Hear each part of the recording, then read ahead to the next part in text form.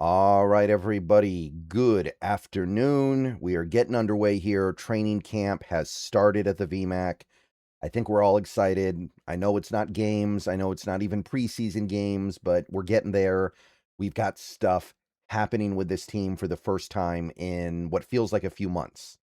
We've got actionable stuff happening on a football field.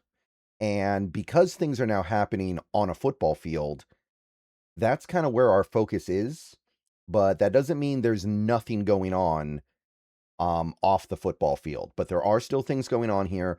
We got a report a couple days ago talking about the new Seattle Seahawk owners, of course, led by the Koshlas, looking to add more both people and entities to the ownership group. This video is sponsored by Prize Picks. So let's talk a little bit about that because we now have some more information about the entities that are going to be added to this ownership group in all likelihood. So let's go through a couple of different considerations here. Now, first, I do want to stress that we can't know anything for sure yet because the sale hasn't even officially happened yet. Understand that while we all assume, and I think we correctly assume, that the Seahawks will be sold to this group as has been laid out. It technically hasn't happened yet, but it has. As much as we may think that it will certainly happen, we're working with incomplete information here. However, I read a couple things the other day. We got this article on Seattle Sports. They talked about it a little bit on the video. I've read some other things as well. Basically, the Koshlas have to have at least 30% of the team. That's a requirement. There has to be a majority owner with at least 30%. There can only be, I think, a maximum of 25 owners or owner entities.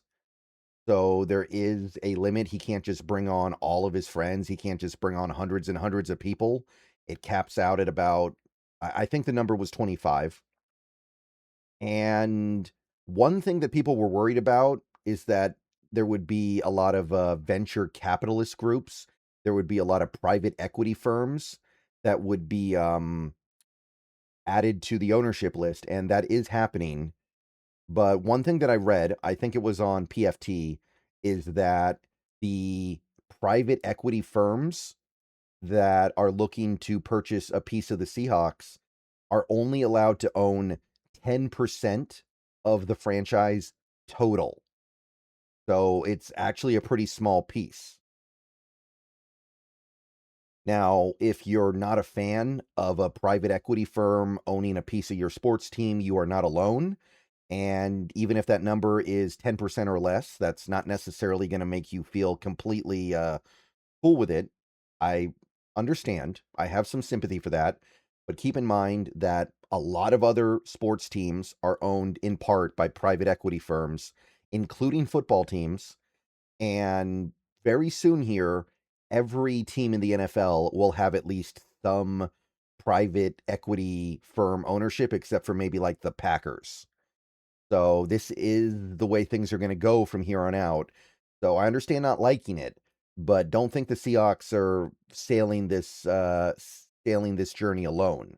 This is kind of the way things are going to work now, and I don't think it's anything to be alarmed by. Maybe we don't like it, but I don't think it means we're in trouble or there's something wrong with the organization for doing it. All right, guys, let's take a quick break here to talk a little bit about Prize Picks, currently the #1 sports pick app in America. The app is very easy to use. Check it out to my left here. You can do player picks, where you just pick more or less on a few player stats and lock in your lineup. Or you can pick teams, where you pick winners, spread, or total on any game or fight.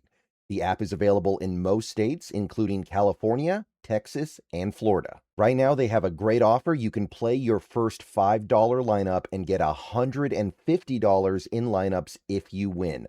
All you have to do is use code HMA when you sign up. It's a brand new offer. Best time possible to get on the app. So get on over there and get to winning that first lineup. So remember, Prize Picks, code HMA. Download the app today and remember to always gamble responsibly. So those are the main things to keep in mind here. Just understand that no, this team is not going to get taken over by private equity, because even if like 20 different private equity firms want to buy a piece, they could only buy a very small piece, and a lot of them would get shut out. So not worried about that, and you shouldn't be either. There are things to worry about with this, but that's not one of them. So that being kind of set to the side here, let's then talk about some of the entities, or in one case at least, a person that is looking to get added. And I will stress that I have a cursory knowledge of what is going on with these firms, but I don't know everything, not even close.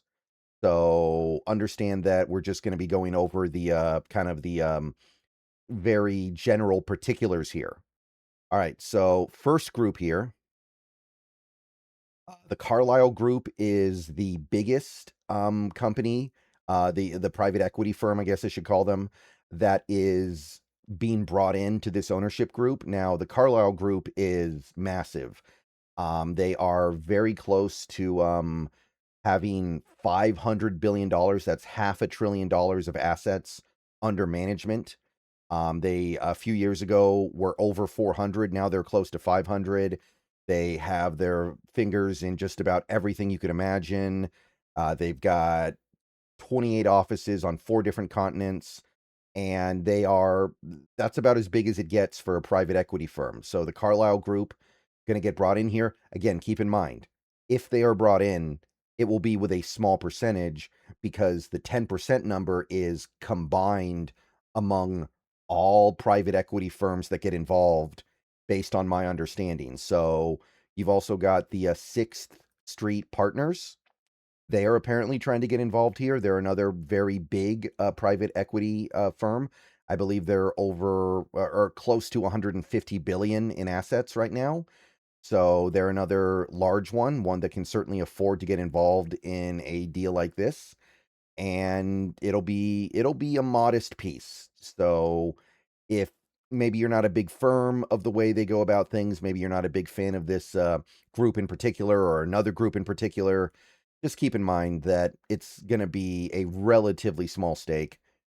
The third group that's been talked about so far is a Dynasty Equity. Dynasty Equity, they're a much smaller one. Their assets are in total worth about 200 million.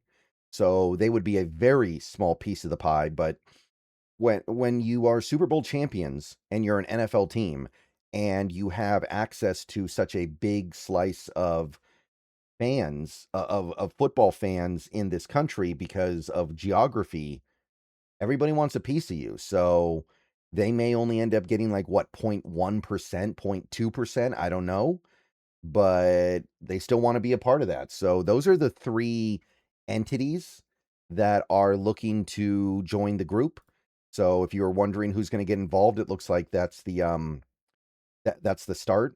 There's one guy who was mentioned here, Mark Stevens. Now, if you heard of Mark Stevens, he's a part owner of the Golden State Warriors. He's on the board of Nvidia. I think his big starting point was a Sequoia Capital. So he's been around the block in Silicon Valley.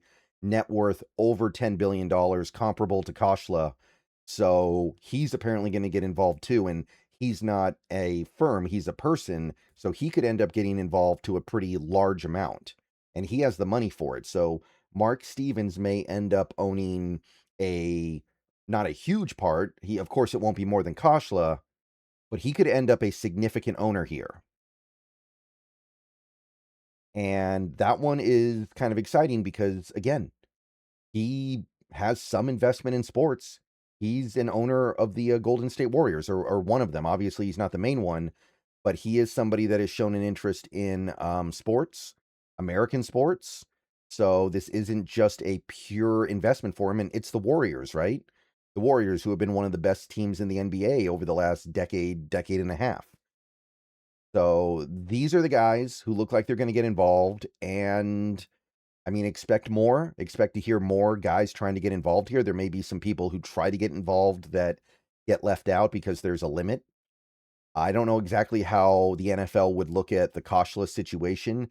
I don't know if they view Vinod, Neil, and I think Nira is the name of the wife, Nira, as three separate owners, or if they view them as one group. So depending on that, it kind of affects how many slots are open.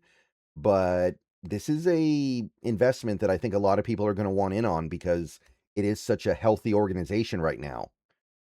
Okay, so yeah, those are the things we're looking at right now. It's a lot of money, guys.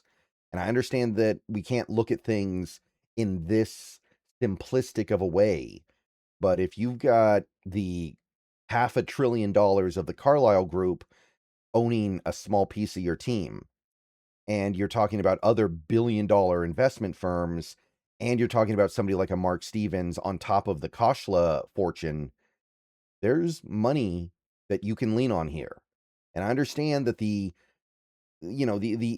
private equity firms and some of the really, really small minority owners, they're not going to throw their money around into the team when they own such a small piece of it. But the point is, there's a lot of capital backing this up, and that's